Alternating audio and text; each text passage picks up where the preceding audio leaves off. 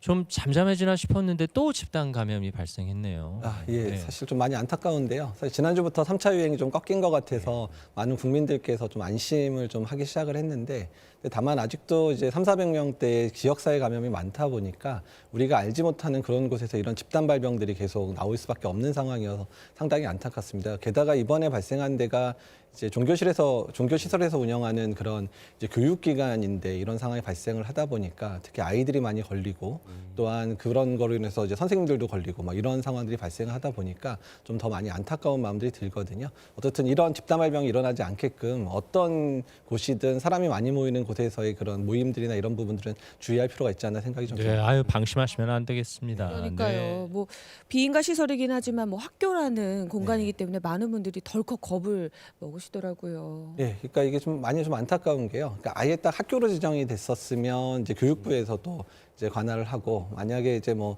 어떤 단체 뭐 이런 거로 지정이 됐으면 구청이나 이런 데서 관리를 하는데 이제 그 부분들이 잘 관리가 되지 않았던 부분들이 있었던 것 같고, 또 한 가지 더 안타까운 건 뭐냐면 아이들이 이제 이런 코로나가 아니었으면 외국에 이제 어학연수나 이런 것들을 많이 갈 수 있는데 네. 이제 그런 기회가 많이 꺾이다 보니까 이제 어쩔 수 없이 국내에 있는 이런 교육시설, 영어를 배울 수 있는 영어시설에서 교육을 받다 이런 상황이 좀 벌어서 안타깝고요.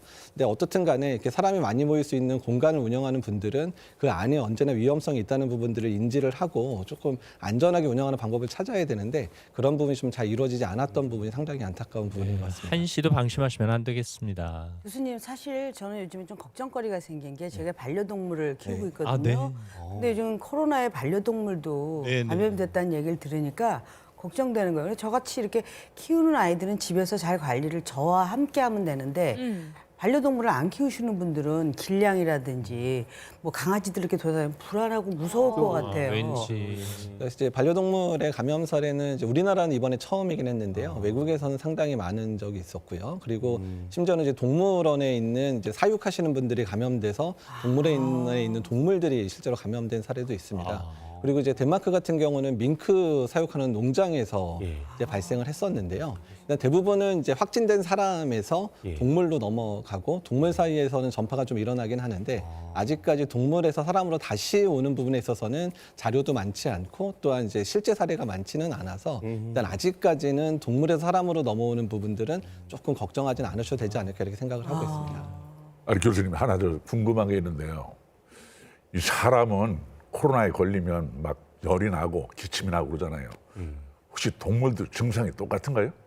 이제 동물들 같은 경우에 좀 안타까운 건 동물들이 이제 말을 못하니까 이게 증상 표현을 잘 못하잖아요. 그래서 동물들이 주로 나타내는 증상 같은 경우는 일단 처음부터 식욕이 떨어진다든지 하면서 전반적으로 좀 늘어져 있는다든지 이런 식으로 나타나는 경우들이 많고요. 그리고 이제 증상이 심해지면 동물들도 열이 나기도 하고 뭐 콧물이 나거나 기침을 하거나 이런 게 있다고는 합니다. 근데 초기 증상은 동물이다 보니까 감별이 좀 어려워서 일단 확진자랑 접촉했는지 여부를 확인하셔야 되고 그리고 나서 조금 상태가 나빠지는 것 같으면 고민을 좀 해보셔야 된다고 그리고 생각하면 될 것 같습니다. 실제로 반려동물과 친밀하게 접촉하시는 분들 꽤 많잖아요. 네. 그럼 당분간이라도 그 친밀한 접촉은 좀 조심하시는 게 좋겠네요. 근데 일단은 뭐 우리나라가 그 정도 아주 유행이 심각한 국가는 아니기는 하니까. 네. 그리고 우리나라가 그나마 장점은 대부분 확진된 분들은 바로 이제 입원을 해서 치료를 네, 받고 네. 있기 때문에 지역사회 내에서 반려동물과 접촉할 일이 많지는 않은 게 그나마 우리나라에서 이런 반려동물 감염 사례가 적은 이유라고 생각을 해서 너무 크게 어쨌든 걱정은 반려동물도 감염될 수 있다는 그러니까요. 사실만큼은 네. 확 인지를 하고 있어야 돼요. 예, 그래야 될 것 같습니다. 교수님, 저희 코로나19 백신 있잖아요. 네. 우리가 이제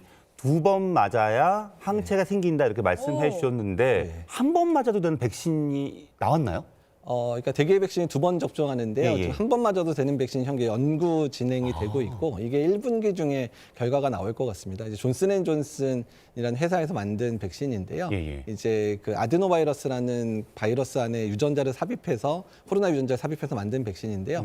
이게 백신의 효과가 상당히 좋은 것으로 알려져서 1회 접종으로 지금 연구가 진행되고 있고 아마도 한 다음 달에 다다음 달 정도에 결과가 나와서 실제 국내에도 지금 계약을 한 상황이라 국내에서 접종할 수 있는 기회가 있을 수도 있을 것 같습니다. 그래도 다음 달부터 시작되는 우리 국내 접종에서는 그냥 알림 통지 받는 대로 순서대로 2번 맞는 백신을 맞아야 된다 이렇게 알고 있으면 되는 거죠. 예, 현재까지 계약된 건 다 이제 2번 예. 맞는 백신들로 돼 있기 때문에 연락이 오면 그거에 맞춰서 이제 예약된 장소에 가서 2번 접종, 보통 3주에서 4주 간격으로 맞게 되니까 그런 접종 순서 잘 지켜서 접종을 잘해 주시는 게 좋을 것 같습니다. 네. 아유, 워낙 이 사회적 거리두기가 오래되다 보니까 많은 분들이 답답하신가 봐요. 뭐 집단 감염 좀 일어난 것 같은데 이거 좀 완화해도 되는 거 아니야? 아니, 예, 더욱이 명절 앞두고 있으니까 그렇죠. 더 그러신 그런 분들도 생각들 계신 것 하시죠. 같은데. 예, 그러니까 좀 정부 차원에서 상당히 고민을 많이 하고 있는 것 같습니다. 그래서 이번 주에 지금 단계를 완화할 건지 뭐 몇 가지 사항들 있잖아요. 뭐 5명 이상 모이는 것들을 또 어떻게 할 건지, 네. 또 9시 이후에 어떻게 할 건지 뭐 이런 부분들 고민을 하고 있는데요.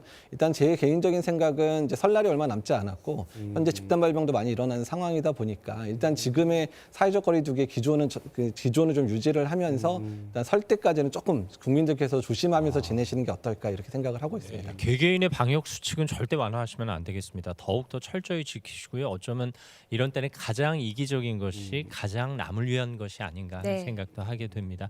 교수님 가시기 전에 뭐 당부 말씀 있으시면 한 말씀 더. 예, 일단은 이제 설 연휴가 얼마 남지는 않았는데요. 이제 추석 때도 많은 분들 못 만났잖아요. 그래서 꼭 이제 가족들 만나고 싶은 마음들이 많을 것 같긴 한데, 근데 고령의 어르신들 같은 경우에는 감염되면 상당히 위험할 수 있으니까 정말 어르신들과의 만남은 최소한 해주셔서 어르신들의 건강을 지켜주시는데 이번 설날을 잘 활용했으면 좋겠다는 생각이 듭니다. 네. 예, 이재갑 교수님 덕분에 많은 분들이 궁금증도 해소하시고 좀 안심이 되시는 것 같습니다.